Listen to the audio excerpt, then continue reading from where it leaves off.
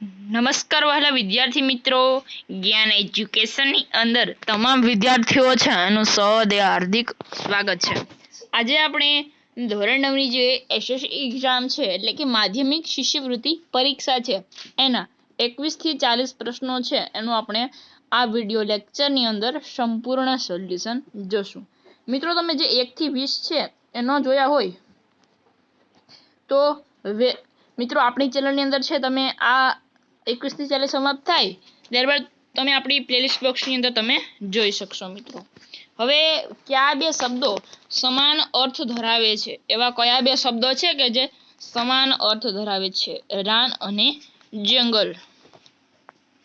હવે 22મો પ્રશ્ન તમે જુઓ. 22મો પ્રશ્ન છે કે ભાઈ શબ્દકોશના ક્રમમાં ગોઠવો.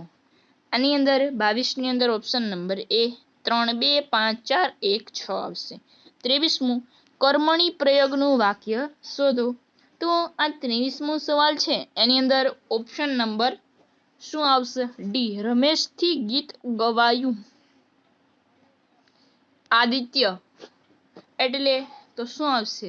આદિત્ય એટલે જે છે એ શું થાય? તો ભાઈ સૂર્ય, એને આપણે રવિ અથવા ભાનુ પણ કહીએ છીએ. ખોટો વિકલ્પ શોધો. ખોટો વિકલ્પ કયો છે? 25ની અંદર ઓપ્શન નંબર બી. સુંદરતા એ વ્યક્તિવાચક નથી, એ ભાવવાચક છે. શું? ભાવવાચક છે. સાચી જોડણી શોધો. જોડણી શોધવાનું કહ્યું છે 26ની અંદર ભાઈ, તો એની અંદર ઓપ્શન નંબર એ આવશે, અસ્તિત્વ. 27મું વિદ્યાલય કયા બે શબ્દોની સંધિ બને છે? એ વિદ્યા પ્લસ આલય, બી વિદ્યા પ્લસ આલય, સી વિદ્યા પ્લસ અલય, વિદ્યા પ્લસ અલય. આની અંદર 27મો પ્રશ્ન ઓપ્શન નંબર એ વિદ્યા વત્તા આલય. શું આવશે ભાઈ? વિદ્યા વત્તા આલય આવશે ને? ઓકે, શું? વિદ્યા વત્તા આલય આવશે. શું? ઓકે મિત્રો, ઓપ્શન નંબર એ. આગળ વધીએ આપણે. 28મો પ્રશ્ન નીચેના વાક્યમાં જેવો અર્થ ધરાવતું વાક્ય શોધો.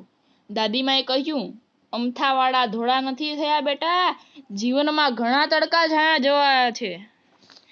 તો 28ની અંદર ઓપ્શન નંબર ડી. દાદીમાએ જીવનમાં ઘણા સુખ દુઃખ જોયા છે.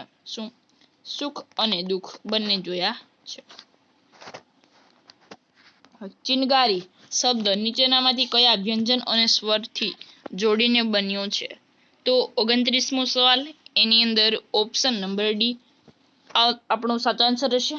30મું હે શું વાત કરો છો, કયા પ્રકારનું વાક્ય છે? તો 30મોની અંદર ઓપ્શન નંબર સી ઉદ્ગાર પ્રકારનું વાક્ય છે. સાચું વાક્ય શોધો.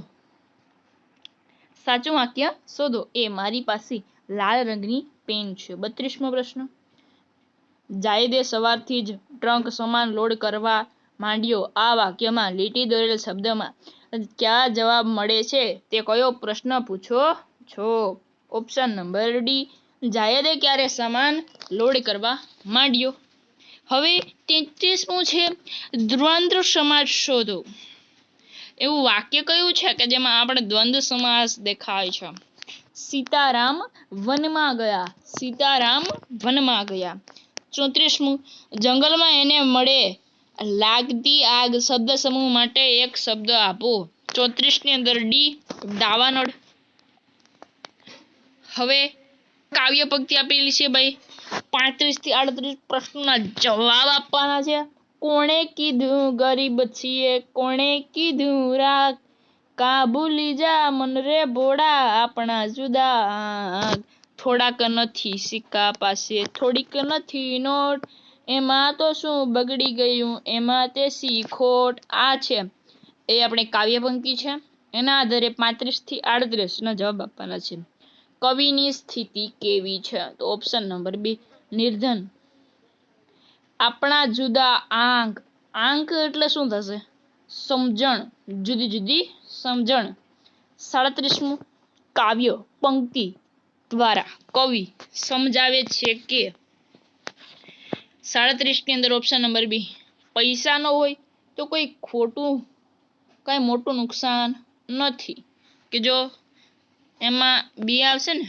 હવે 38મો પ્રશ્ન, કા ભૂલી જા મન રે ભોળા આપણા જુદા, એ પંક્તિમાં કવિ શું કહેવા માંગે છે? તો 38 ની અંદર ઓપ્શન નંબર ડી, મારા ભોળા મન તું કેમ ભૂલી જાય છે.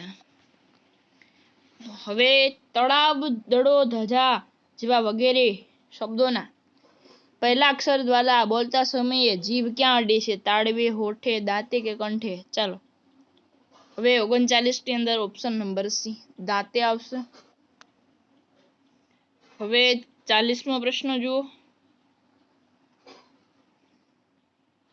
ઓકે મિત્રો, નીચેનામાંથી કઈ જોડ સાચી નથી?